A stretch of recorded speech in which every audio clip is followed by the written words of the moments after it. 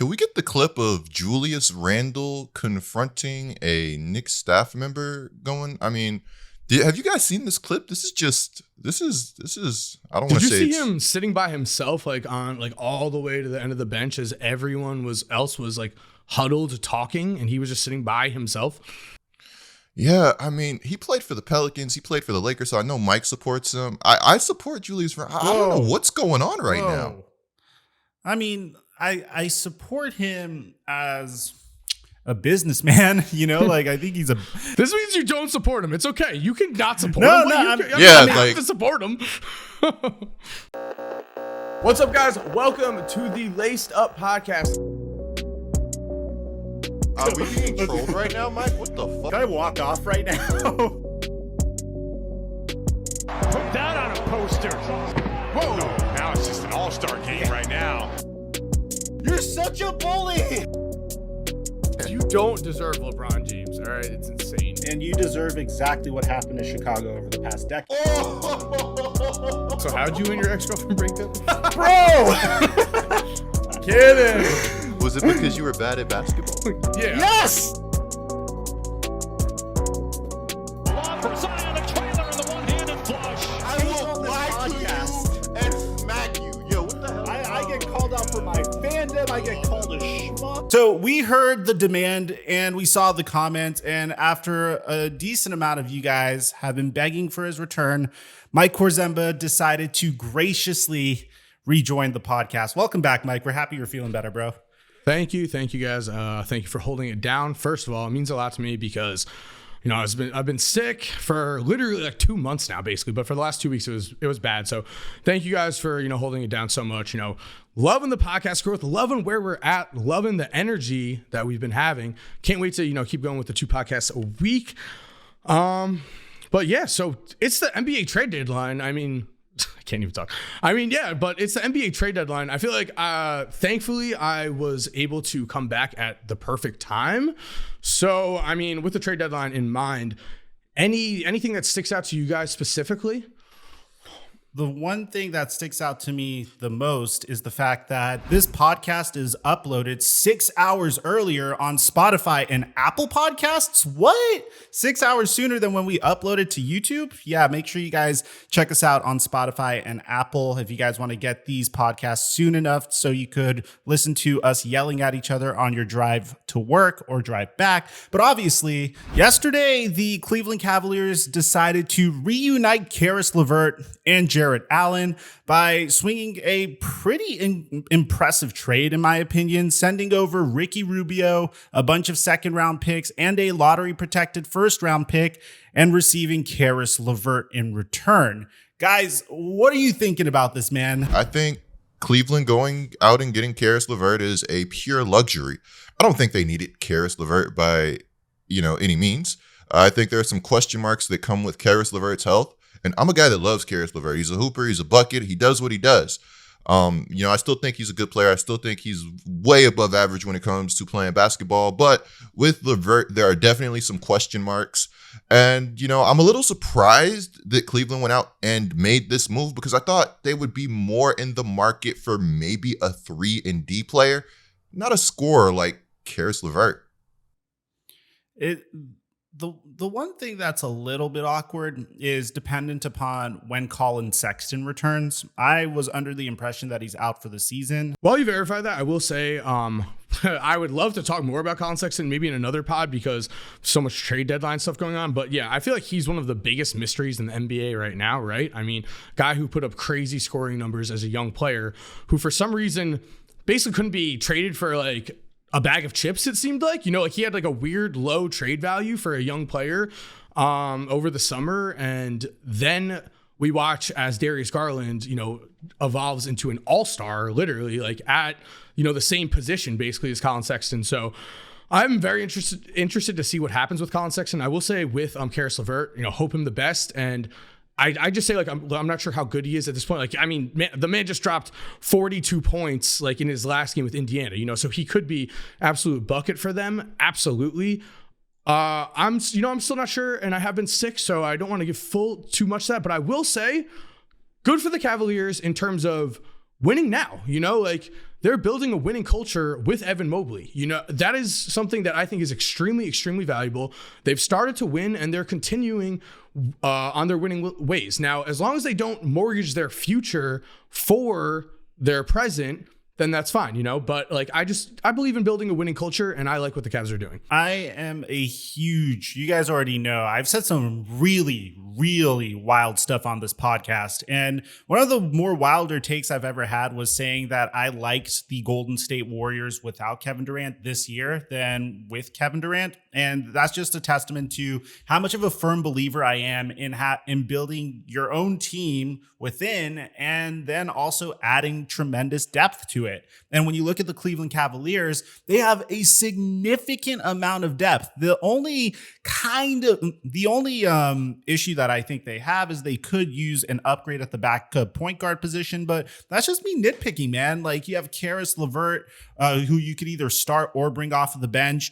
You have Isaac Okoro, you have Evan Mobley, you have Kevin Love, which brings valuable championship experience to that team. Jarrett Allen. I mean, I could go on and on about this team. That's without even mentioning Darius Garland. I love this trade. You're not really risking too much. You're trading a player that can't play for the rest of the year in Ricky Rubio, a couple second-round picks, and a lottery protected first. A+ for the Cleveland Cavaliers. And for the Indiana Pacers, I give them an A as well, because they're being very realistic about where they are as a team right now. They have a bunch of good assets. They're selling on those assets. They're getting draft capital in return. And Coop and I have talked about this in the past. We love this year's draft class. This is the year to suck. So I love this trade all around. So with the Cleveland Cavaliers, super proud of DG. Just my closing thoughts. Feel bad for Ricky Rubio. And I agree with Corzimba. It's awesome that they didn't have to mortgage their future. While Levert has question marks, I mean, it's a lotto ticket that you didn't have to pay too much for. So, you know, they're a team that's right there. They're a team that we like. They're a team that's deep. Bravo, Cavaliers. Well said. And again, I feel like I kind of, take back saying immediately, is he still good? But it's just like, because you're saying like, yeah, he is a lotto ticket. You're right. Like, just a luxury to have. Absolutely. Okay. So that's the Caris Levert trade. Now, speaking of trades that have already taken place, we have Robert Covington. We have the Portland Trailblazers involved. That could lead to, of course, other things. We're hearing CJ's name in the news right now being thrown around as a potential trade piece. Damian Lillard currently has an injury that it looks like, is going to keep him off the trade market until the summer. But what do you guys think about that Robert Covington move? What do you think about the Blazers going forward? Just what are your thoughts in general? So the exact trade is the Portland Trailblazers traded Norman Powell and Robert Covington, and the Clippers traded back Eric Bledsoe, Justice Winslow. We mess with each other. I feel bad about that. And Keon Johnson and a second-round pick. So what does this mean? Well, it means the Los Angeles Clippers still view themselves as contenders. They don't have Paul George right now. They don't have Kawhi Leonard. But I think this trade for the future does remarkable things for this team in terms of depth. Norman Powell is one of the better combo guards in the entire league. And the other thing that comes into my mind as a result of this trade is, dude, the Portland Trailblazers donated Gary Trent to the Toronto Raptors last year for nothing. Absolutely nothing. I'm looking at Damian Lillard, and this guy is creating rap lyrics about how loyal he is to the Portland Trailblazers, and the Portland Trailblazers are rewarding him with the absolute stupidest moves that I have ever seen. And this trade, I don't even know if they know that they are purposely trying to enter a rebuild at this point. This trade screams, hey, everybody, we're rebuilding. We're willing to trade players. If they are delusional enough to actually believe that this trade does anything for Damian Lillard and their ability to rebuild around Damian Lillard, then is Kevin Pritchard still their general manager? Who's their general manager? Whoever the general manager is needs to be fired over there. What do you think? What do you guys think about this trade? Norman Powell's playing the wrong position, dog. He's a shooting guard. He's 6'5". How are you going to put him at small forward and expect him to succeed? It's crazy. Gary Trent Jr., you're absolutely right. Gary Trent Jr., look at him in the Raptors. I mean, he's emerged as a real, very, very solid young player who not only that is a better trade piece. Portland, yeah, they messed up. I mean, I feel like possibly, this was like a Norman Powell was like a home run move that they thought in their head. I mean, it's not home run in my head, but, they thought they'd, win now move, give up Gary Trent, go for Norman Powell. And then, you got CJ and Dame try to make it work it out. Portland, who has 3 like smaller guards with Norman Powell on their team, I just feel like that's just the wrong team for him. I mean, look, obviously this proves nothing. It's a 1-game sample size, but 2022 season, you're looking at Portland Trailblazers played him, Norman Powell at small forward, where again, he's crazily undersized. And then Clippers 1 game in 24 minutes, Powell puts up 28 points, playing the right position. I just feel like, Norman Powell is way better than what the Blazers did for him. I think with the Clippers, it'll be very interesting. I think, Kawhi and Paul George are larger, players than him. So Norman Powell can play his normal position more.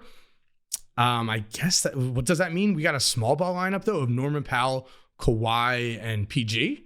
Like, how do we feel about that? I love it. I'm jealous. I'm mad. Okay, let me just state my piece on this Powell situation. For one, I think they gave up like 2 firsts for Rocco too. Hey, not my business. Now, some people think that, new GM just trying to wipe a clean slate. I don't know about all that. We'll see. So one of the reasons I was so passionate about CJ McCollum is, well, I think Norman Powell is a much better defender than CJ. And I mean, he's shooting the 3 with great volume at 41%, six a game. And he's an efficient scorer. They got him really cheap. When it comes to Norman Powell, and it comes to the Portland Trailblazers, I don't think that they're in a position that where they necessarily hold a whole bunch of leverage. But for some reason, I feel like they're going to finesse a team. Mm-hmm. I don't know. I agree. I don't think you make this move any other way. And so that's why I'm so scared about what's lined up with their next move. I agree with you. I don't know why. I literally, when we brought up Damian Lillard before, I mentioned the Clippers are somehow going to get him. I don't know what's happening with Los Angeles, but I believe in the Clippers. I believe in what they can do, especially with this. I mean, this is just Keon Johnson and Justice Winslow, unfortunately, has proven to be at this point in time at least a bust. We will see as things go on, but. Or I don't even want to say, I hate saying the word bust, with those kind of picks, but he hasn't been the guy that we've wanted him to be, So Keon Johnson, just straight up for Robert Covington, for, these guys, strange. And I'm with you, Coop, with the CJ thing, because looking at his contract, Norman Powell's, you got a $15 million, then 16.7, then 18, all the way until 2026, where it's at 20.4. That's a very reasonable contract for a man who's about to turn 29. So it's he's amazing. He's slightly younger, way better contract, and just was on the Blazers averaging 19 a game. So yeah, with you. I just at this point, I am looking at the Portland Trailblazers, and I am begging you guys to please trade CJ McCollum and Damian Lillard now that you could actually get something out of them. I don't think they understand the value of their players. That's what this trade at least conveys to me. I mean, Rocco and Norman Powell being traded, and all you get out of it is a 2nd-round pick. Obviously, the Clippers don't have firsts to offer, but there's nothing that I see out of this trade that makes me think, wow, this is something that Portland Trailblazers fans can get excited about. I mean, it's Eric Bledsoe, Keon Johnson, and Justice freaking Winslow. You know what I mean? No offense to those 3 players, but the only motivation for the Portland Trailblazers to make this trade was to get out of the luxury tax. And that's just not sending the best message to CJ McCollum and Damian Lillard. The team just gets worse and worse throughout the year. And they're on a downhill. They're literally on a steep declines from last year. So at this point, you could get a ton of assets for Damian Lillard. Hit up my Los Angeles Lakers, donate Damian Lillard, and get Russell Westbrook in return. It's okay if Dame can't play until the end of the year or possibly till next year. We're fine with it. We'll give you a couple 2nd-round picks as well. It's all good. Jokes aside, I just feel like at this point you should try to blow everything up. Clearly this is going nowhere, and at least do right by your franchise cornerstones for the past decade and send them somewhere where they could actually compete, because they both deserve better than this. The Blazers GM had to be obsessed with Keon Johnson, and I'm convinced this is one of those trades where not everybody knew Norman Powell was available for this cheap. That's the only thing. I mean, they got Rocco too. Like, what the, like this doesn't Has to make be. Has to be. This doesn't How make do you sense. shop around Norman Powell and this is what you come back with? It doesn't make any sense. Like, it just literally makes zero sense. So, like, there are playoff teams that need Norman Powell, and his contract isn't insane. They would happily give you a first-round pick, at least. And you gave up Powell and Rocco. It just, there has to be a bigger move coming. That's the only thing that makes sense in my head. Could just be like, complete, rebuild. Like Mike said, getting under the luxury tax, get a young guy back in Keon Johnson, I guess. I mean, he hasn't really performed, and he's only the 21st pick in the last year's draft. So, like, that's like not great value for this at all. I especially with much rather have Gary Trent Jr., but I'm also not sure if maybe the Toronto Raptors are just cheating, because it seems like everyone that goes there is amazing. Like, I'm not actually saying they're cheating, but their training staff is godlike. I mean, they're and their development team, everything over there, they just go over there and they develop guys. So I mean, who knows if Gary Trent develops like this, but happy for Gary Trent Jr. because he went to the Raptors and he has been awesome. Well, Gary Trent Jr. was awesome, like on the Portland Trailblazers, and it just seems like he kicked it to a brand new gear once he got to Toronto. I mean, he was shooting 41% when he was in Portland from 3, and now he's shooting 40. Wrong. My eyes got messed up. For the most part, he's like averaging the same numbers. Obviously, his points per game averages are a little bit better. His field goal percentage is a little bit better. He's developing really well in Toronto, but the thing is, the best way that you could detect a dysfunctional organization is based upon the way they manage their assets. And in this instance, the Portland Trailblazers are just not managing their assets well at all. So it's going to be interesting to see. I think this team is going to hit like Sacramento Kings levels of mediocrity soon based upon the decisions that they've been able to make so far. That is a statement. The Kings haven't made the playoffs since 2006. That's a statement, but I'm looking at Gary Trent's advanced stats, Mike, and I feel like you're hitting something that's like really, really, right here.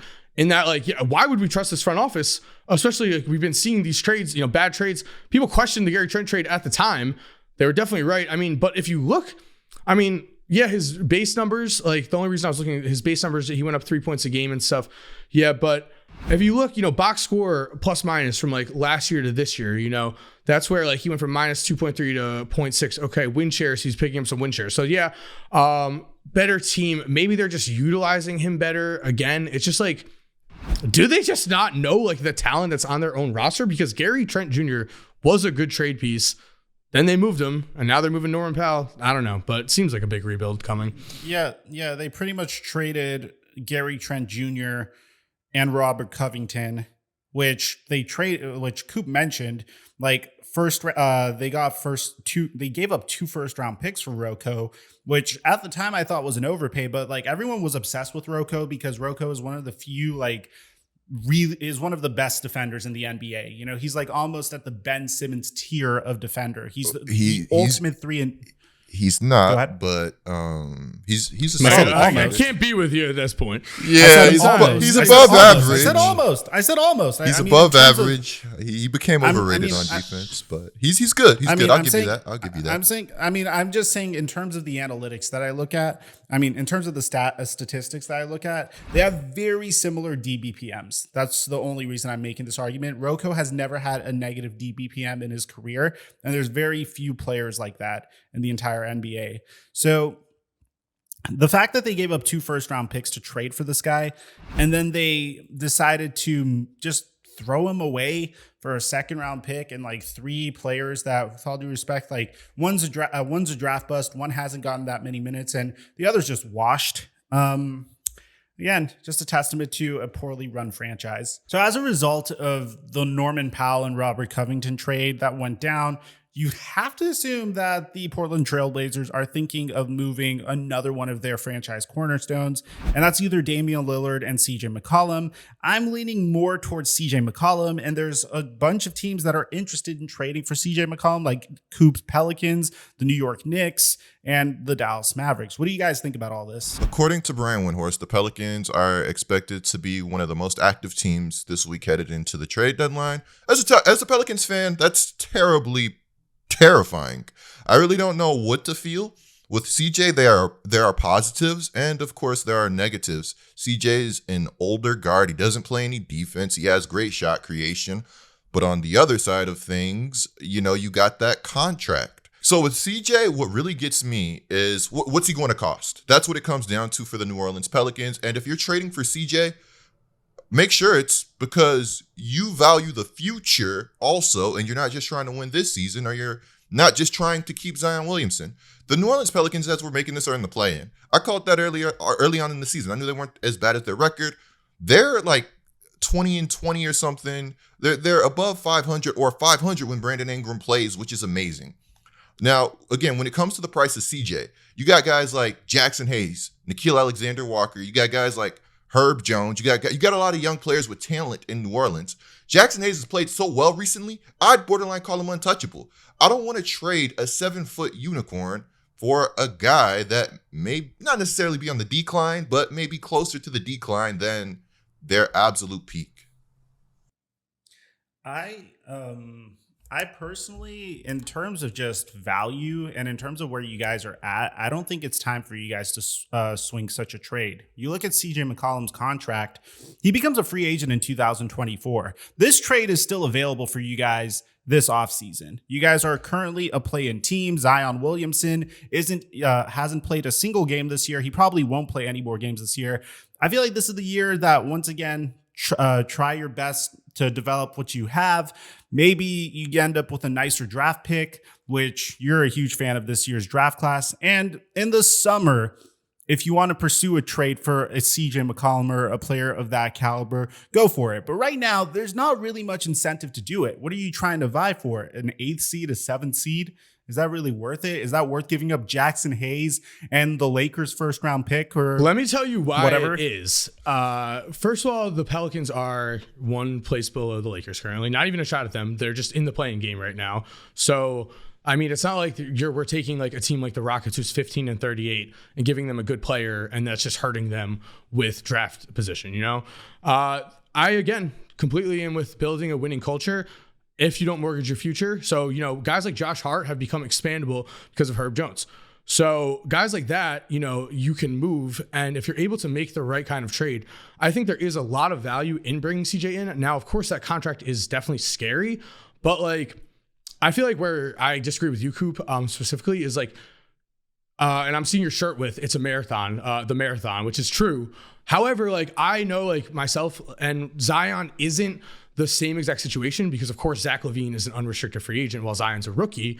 And I have another question to actually ask you after this. But regardless, I feel like there's a lot of value that, you can't just see on paper with creating a winning culture and showing your guys that you want that winning culture. It provides value for Ingram, provides value for Zion. They know that their front office is trying to win games and isn't just trying to keep rebuilding and waiting for that draft pick. There's value there. I mean, we brought in Nikola Vucevic, the Chicago Bulls did, helped Zach LaVine, ended up with Lonzo and DeMar DeRozan. Who knows how much that Nikola Vucevic move and having a guy who just made 2 straight all-star appearances at the center position affected DeMar, affected Lonzo. That changes things. You have a better roster now, and other free agents now know that and are able to, join up with you. So I do think that, there's definitely a loss of flexibility if you cannot move that CJ contract, but I definitely don't agree with that. He also could just be around at any time.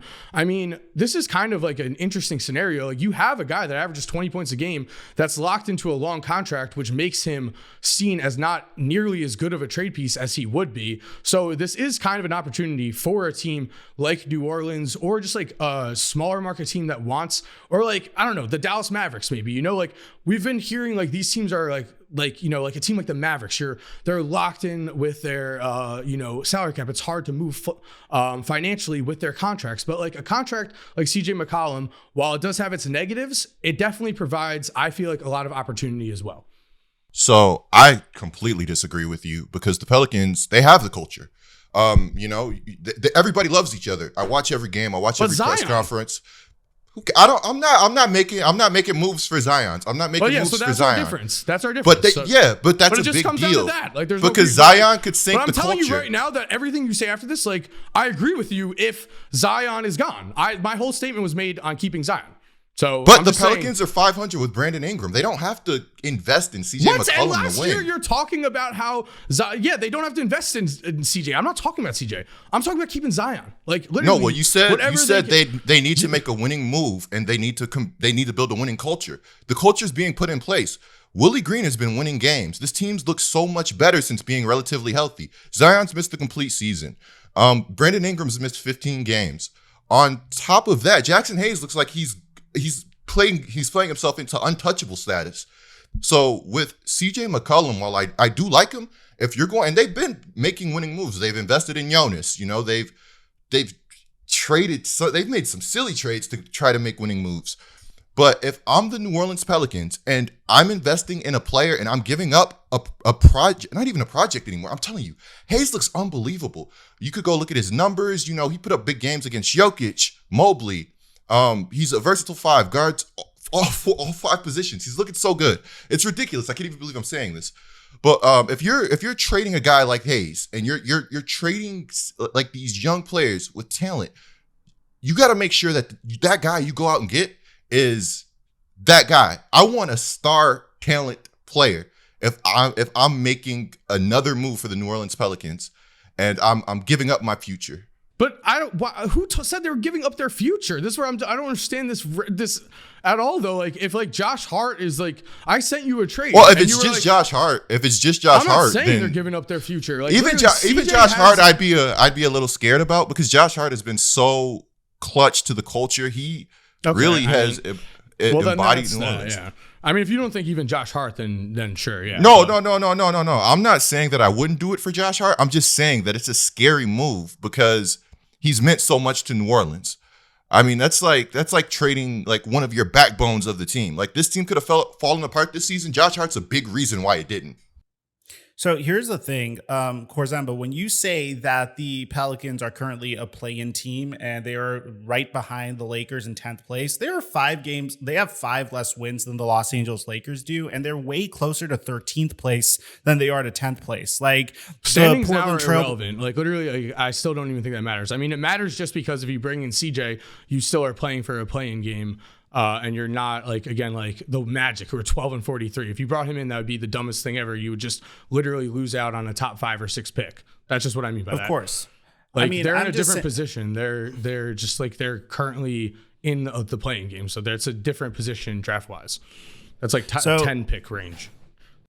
So, okay. Well, I don't want to repeat my take because for the most part, I think my thoughts are out there on the situation. We have a lot more to cover, but I do want to say I feel Coop completely with like it's scary and like you got to be like completely sure in that move. And I just feel like the Pelicans haven't, made the right move. So yeah, that could like I would be. I mean, I'm just saying. I mean, no matter what you say, I don't know. Like Graham compared to Lonzo, I don't know, but. I mean, you yourself have been critical of the Pelicans. Maybe in the last 2 weeks, I mean, suddenly everything has changed. But I'm not saying trade away your best young pieces. I'm over here just saying if you could get Josh Hart and a first-round pick and, other guys for CJ, like that's definitely something that has value, especially like, again, I am on the camp of you do everything you can to get Zion to stay. You have a once-in-a-generational talent. I understand that these guys have been like leaving, but like, this isn't something that can't be not salvaged. This is only year 2. And, with Zion, my whole thing at the end of the day here is this question, which I really want to know the answer to. And it's this: if Zion, let's say, year 5 rolls around, player option gets introduced, he accepts it, right? Would have made, let's just put out numbers there, would have made like 35 million, instead makes 15, right? What happens if Nike, not anyone that is actually involved with the NBA. What if like an outside brand comes in and goes, hey, here's your contract. In your contract, here's a bonus clause, like a ton of contracts have, what if that clause states you go to one of these 5 major cities, you get an extra $2 million a year for 10 years. Suddenly that's his $20 million made up right there. I'm just like, there have literally been incentives like that in contracts before where if you go to a big city, you make more money.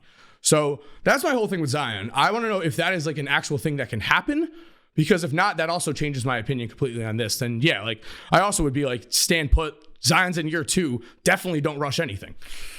So look at Jackson Hayes' stats the past month, and I want you to just see if they pass the eye test for you. I feel like you didn't listen to anything I said and just were waiting for. No, you just cut me off. I'm going to continue. Now, when it comes to Zion, I think that, if he leaves, I think most Pelicans fans are in the mindset of if he goes, he goes. I mean, we like what we have right now. As crazy as that is to say, we like the direction of the team. We like the culture. We like everything going on. Now, when it comes to CJ, it's like if you trade for this guy, you're going to be paying him $30 million. You got contracts coming up. You're going to have to pay Zion Williamson. You're going to probably have to pay Jackson Hayes. You have to make a decision on Nickeil Alexander-Walker. But I'm guessing these guys, at least maybe one of them would be involved in the trade. Then Herb Jones is a second-round pick. Another decision is coming up. It's tough. It's not an easy place to be in. So when it comes to the Pelicans, I understand that, they have to make moves and they have to make the right moves. It just all comes down to the value of CJ McCollum and would they be able to pay everybody if they did trade for CJ McCollum, who's making $30 million. I mean, I'm ready to move on to the next topic. I've said what I need to say. I just feel like you don't punt on Zion. I think that's insanity, but that's just something. It's not punting on Zion. It's not punting. They're fine. That's what I'm trying to say. They're fine. If we literally listen to everything you just said, again saying we're fine without Zion is in my head punting on Zion. Like, how could you say you're fine without Zion when he put up his store? Saying we're fine without Zion means we're not tripping. That means we're not emotionally attached. That means that you're making moves not to keep Zion in your own head. Like you would prefer if you're saying you don't care if Zion leaves. That's what you just said.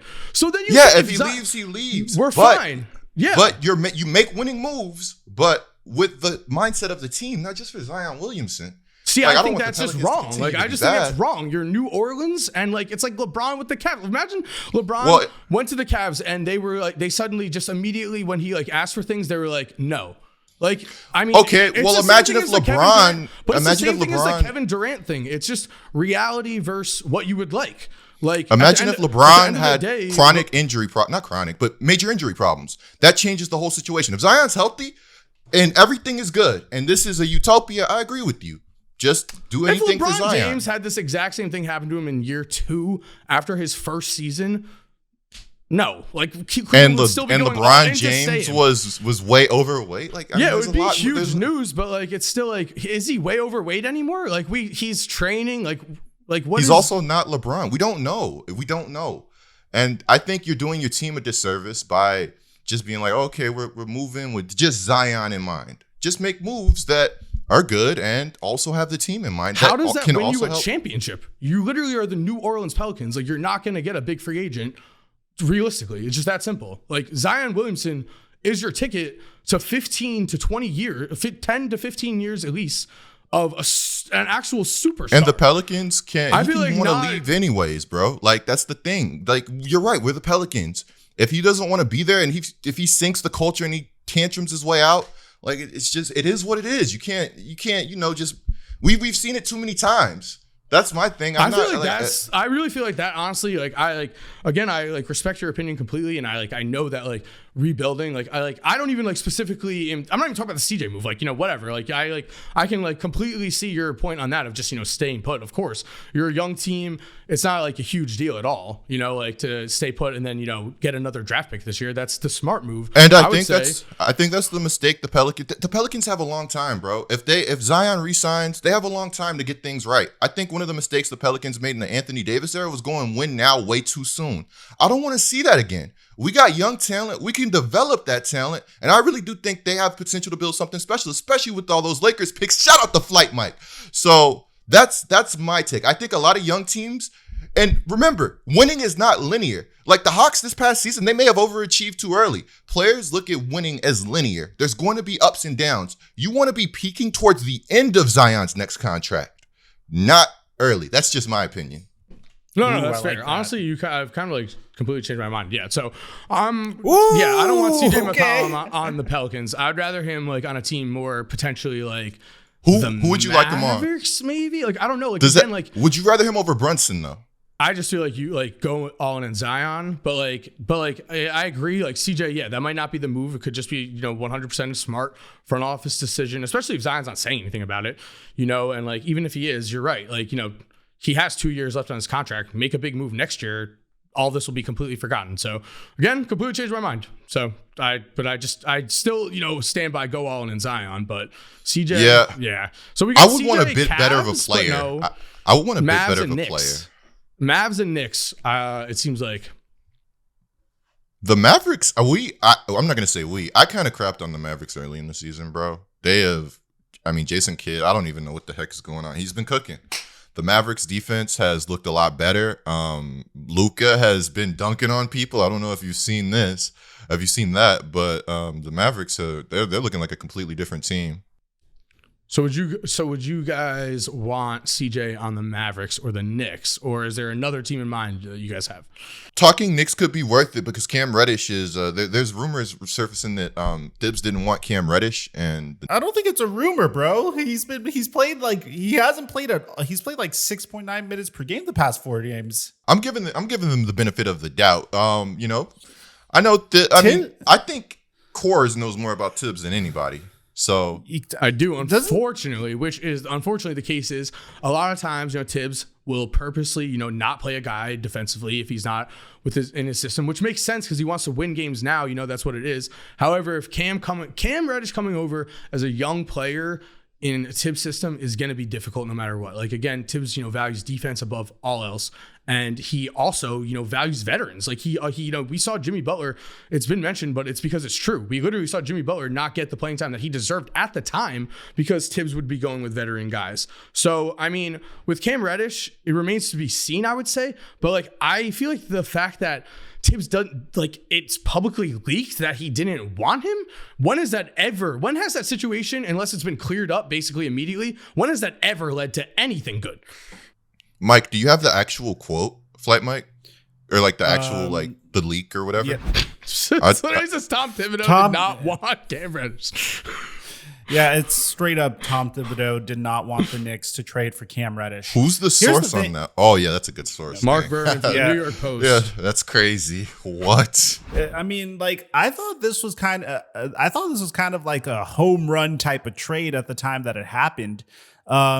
If you go back to the trade, the Knicks traded Kevin Knox and a first-round pick via the Charlotte Hornets to the Hawks for Cam Reddish, Solomon Hill, and a second-round pick. So I don't see how this could be a trade that you're upset about because it's not like Kevin Knox was absolutely crushing it there. But at the same time, I think the reason why Cam Reddish hasn't been getting as much playing time is the Knicks kind of are very deep when it comes to those young players that need playing time to develop currently. You have Emmanuel here, let me pull up their roster, but you have Emmanuel quickly on the roster, and then but they're playing Alec Burks at the as a wing, which Alec Burks is giving them production, 11 points a game, knocking down around 40% of his threes. He's out there, doing his thing and being a good role player.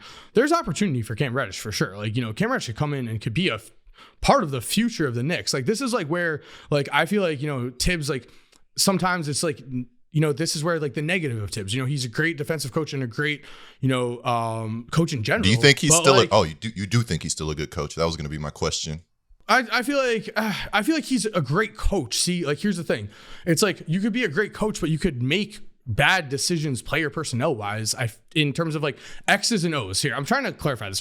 I think if the right players are on the court, Thibs doing great. I feel like he just sometimes he goes too in on defense, right? You could be for instance, I'm trying to say this, I feel like St. John's is the best way for me to put this. Mike Anderson is a very defensive minded coach for St. John's, which, I watch every single game of because I went there. There are times where he's just playing lineups that are too defensive and where every single fan is dude, we need to shoot the ball. This doesn't work. So I just feel sometimes with Thibs, it's the wrong guys out there possibly, but it's Cam Reddish is young. He's proven he has talent. He's proven he has potential. There's absolutely no reason for him not to be getting any playing time like this. There's just no reason for it, especially with where the Knicks are. They're not competing for a championship right now. Play the man. Come on. Yeah, it's kind of interesting. I'm looking at the Knicks roster, and it's a pretty damn good roster. At least if they all play well together, it's a pretty good roster. I mean, it's a good mixture of veterans who have had success in the past. Obviously, Taj Gibson, because Taj Gibson goes everywhere that Tom Thibodeau coaches. And then you have some good youth there as well, like Obi Toppin. You got RJ Barrett that's developing really well. And the recently acquired Cam Reddish and Emmanuel Quickly. This team should be performing a little bit better than their record. They should not be 12th in the Eastern Conference at all. Their over-under for the beginning of the year was 41.5. So I don't really think they're going to hit that mark. It's kind of interesting because it's kind of like a puzzle. What do you do at this point to fix this team? They have a lot of young assets. But like I forgot to once say, I'm pretty sure Quentin Grimes is the reason also that Cam Reddish isn't playing. I'm pretty sure Quentin Grimes has jumped into the rotation hugely. He's averaging, let's see, like in the last 20 games, he's averaging 20.8 minutes a game. My friend who's a Knicks fan is very, very high on Quentin Grimes. So I would say that is the reason Cam's not playing right now. Yeah, mine too. Can we get the clip of Julius Randle confronting a Knicks staff member going? I mean, have you guys seen this clip? This is. I don't want to say. Did you see him sitting by himself, like on like all the way to the end of the bench, as everyone else was like huddled talking, and he was just sitting by himself? Yeah, I mean, he played for the Pelicans. He played for the Lakers, so I know Mike supports him. I support Julius Randle. I don't know what's going on right now. I mean, I support him as a businessman, you know, like I think he's a. I think you don't support him. It's okay. You can not support him. You have to support him. No, I mean, like I'll tell you this. I was really sad when when we lost him on the Lakers because I really liked Julius Randle, and I always said that he's a 3-point jump shot away from greatness, which.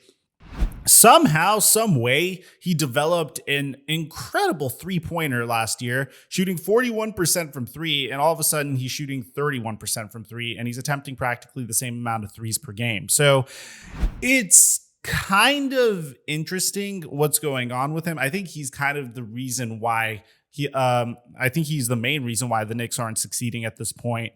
When you're one of the team's highest paid players and you perform the previous year and you're not performing this year, then chances are you are the main reason why your team isn't anywhere near contention for the playoffs, which for me is a shame because I loved seeing Madison Square Garden go crazy last year when the Hawks faced them in the series. He apparently, according to Tom, he's also currently in trade rumors, but it's trade deadline week. Who isn't in trade rumors right now? Yeah, I think the deadline's going to get very nasty. He got the bag. That's all I'm saying. He got the bag. He did get the bag. Like I think this is a very real thing where it has to be players put out there. Like it has to be. Like he got paid. Like it has to be put out there. Yeah, I know. Glad it didn't happen to us. Like literally, he got paid, and like his production, has been going up and up throughout his career. Like you look, I mean, Pelicans, like he averaged 21 and 8.7 right before. I didn't want to lose him. Yeah, shot 52% that year. Like literally, it was awesome.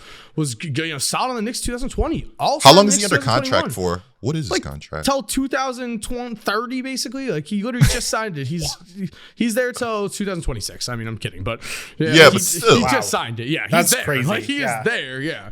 However, it's not like a crazy contract. Like he actually is only paid $20 million this year, 23.7 next year. It's not like a $40 million contract. It's way more movable than some of these contracts. I think this happened to a specific player on the Los Angeles Lakers, where a specific player on the Lakers, which the Lakers gave up a significant amount of assets for, was traded for, won a championship, and then all of a sudden it seems like he took his foot off the gas pedal. You know, I don't want to make this Lakers centric, but it's a thing that goes on in my head. You know, at a specific point, you get what you want, and the motivation isn't there as much. So.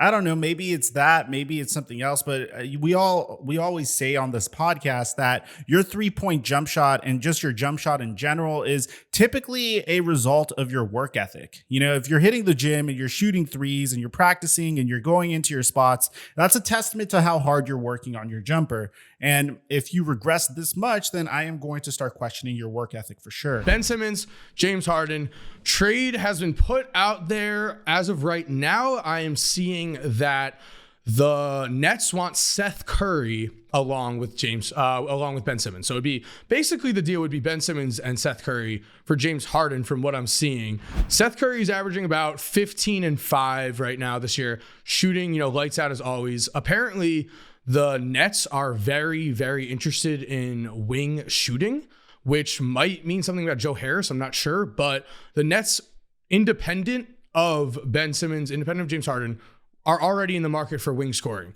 So the fact that they're Ben Simmons and Seth Curry, it would make sense to bring them both over. Obviously, I feel like this trade only happens if James Harden is like, yo, I'm out this summer though. Bro, I'm frustrated now. I'm sorry. I'm going to let you go in a second, Mike, but I'm just so frustrated because I just don't know what to believe. The reports are everywhere. What the hell?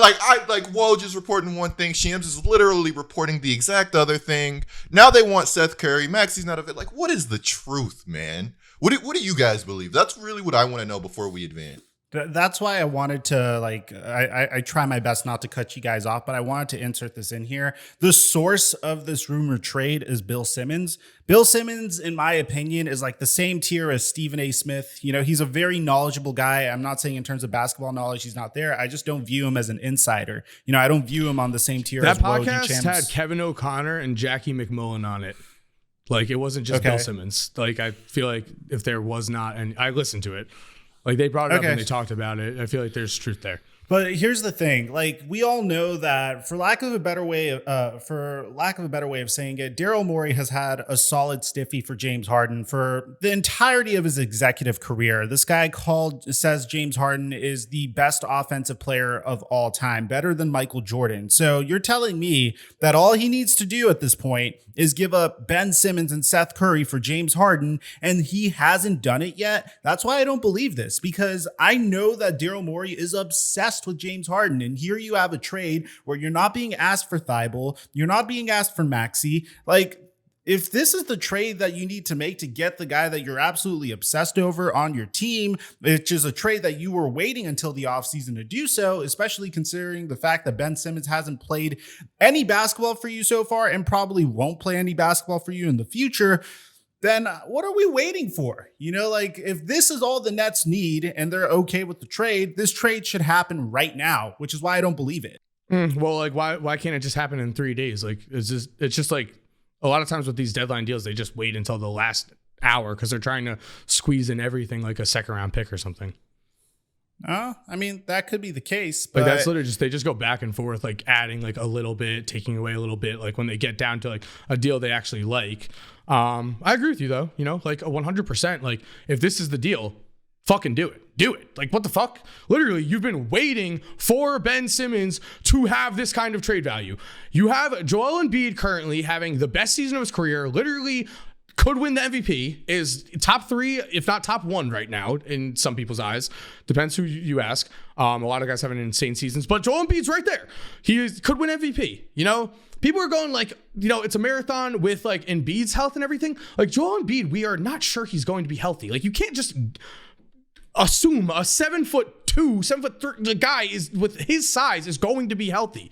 So if you can get James Harden now, you do it. You won, Daryl Morey. You literally won. Everyone was like, dude, take all these other lower packages. Take these, and then boom, suddenly you're offered the deals have become more Bradley Beal and James Harden we're hearing instead of the names we were hearing before.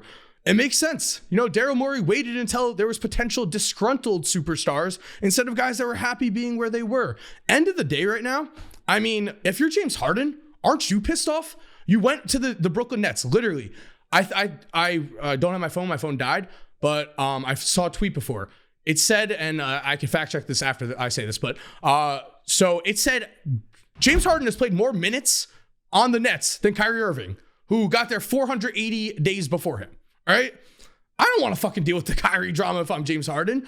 I went there literally James Harden already has played in a system where he has to do everything. He's played that for so long. He finally is in the Nets. He has Kevin Durant, who suddenly gets injured this whole season, and that's not, KD's fault. I'm not blaming KD here, really. But he also has Kyrie, who we expected to, take the offensive load off of him, get day in and day out, and he hasn't gotten that, and I wouldn't want to deal with that shit in general. I'd be like, you're going to come to half of our games? Screw that. I understand why he's disgruntled. I could easily see why he'd be like, yeah, I want to go to Philly.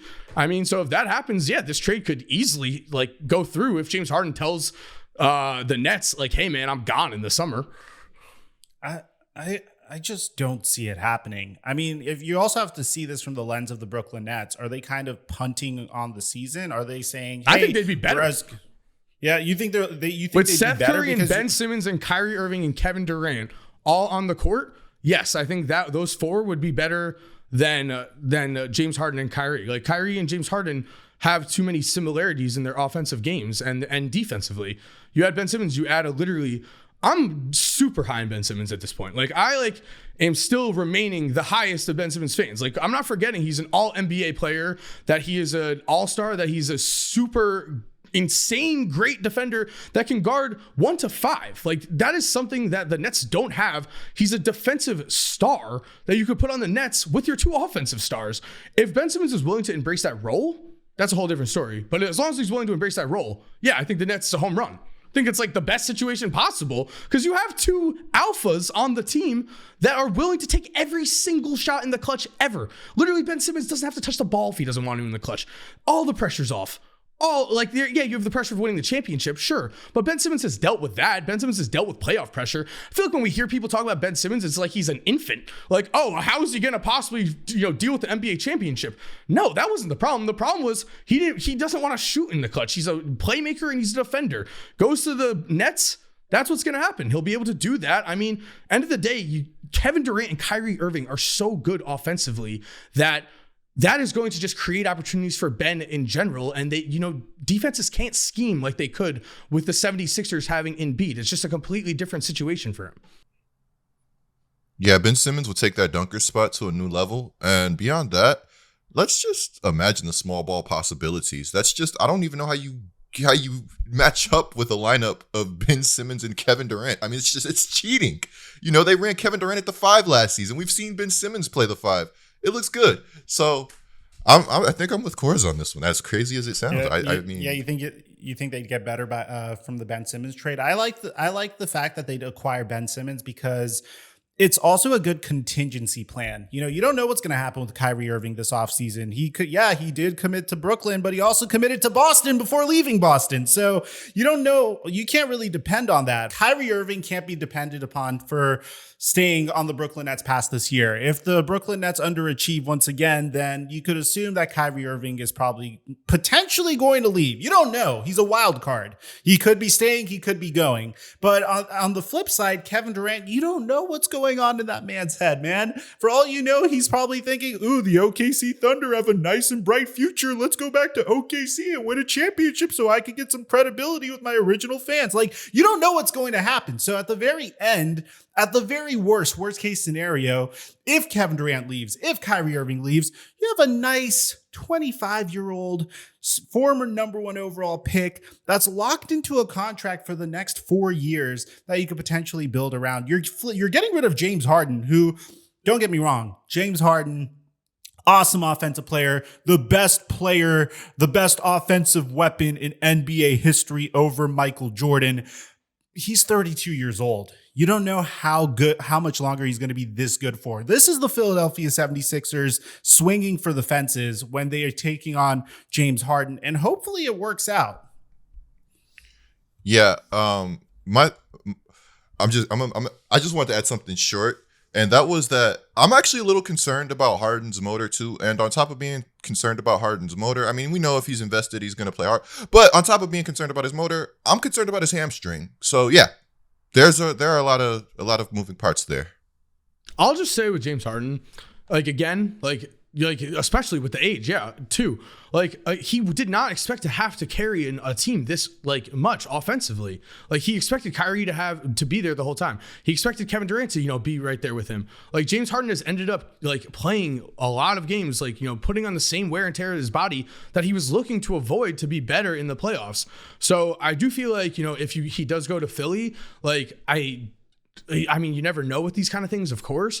But I mean, Daryl Morey like treats him like a god, and they both have a good relationship back and forth. They respect each other. I feel like if there is one place where James Harden's gonna go and really remember James Harden last year, we saw him, he was passing, like he literally went from everyone was going, is this situation going to work in Houston? Went to the Nets, immediately made it work. Immediately was passing like amazingly, was looking great. I feel like, goes to the 76ers, new culture, new everything. Like at the end of the day, it comes down to, is he just sick of this Nets team is he sick of the Kyrie stuff? Is he sick of handling the offensive load? Because if all of that's true, he goes to Philly, he's got a fresh start, he's got Joel Embiid on his team. He's going to play much better in my opinion. We've heard a lot, like James Harden, it's like, oh, he's saying he's gonna stay, right? Isn't that kind of in a weird way the admirable thing to do as an NBA player? I know that it's directly lying to people, so it just seems so weird. But if you go, I'm unhappy, and if you go, I want to leave, you hurt your own trade value. So like telling people straight to their face, yeah, I'm staying, is the only thing that maintains James Harden's trade value. It doesn't tell people he wants out. So that's just like something I thought of. I wanted to just say, because like I feel like people get a lot of, like heat for like lying to the media, like to that. But it's like, what are they supposed to possibly do? And the only thing that they can do with telling the truth, it hurts their own team so that they're trying to get traded for. So.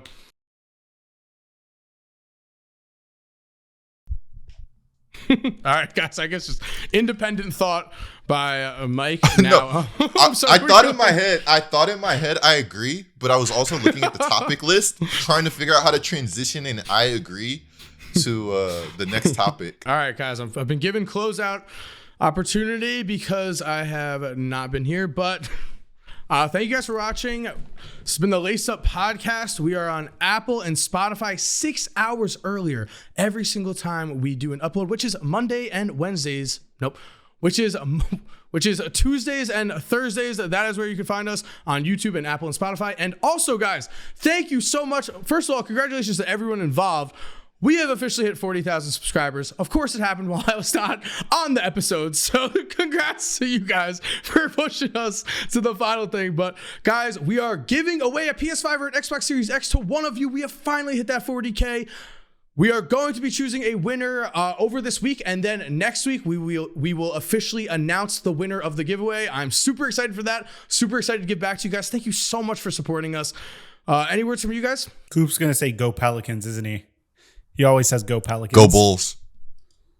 Oh, one guys, seed. We haven't talked about the Bulls too. We actually got to do that soon. But if you're still here while the music is cued, here are 2 videos I think you are definitely going to enjoy. Make sure to click on one of them. Again, I know you're gonna love it. And other than that, have a great day and peace.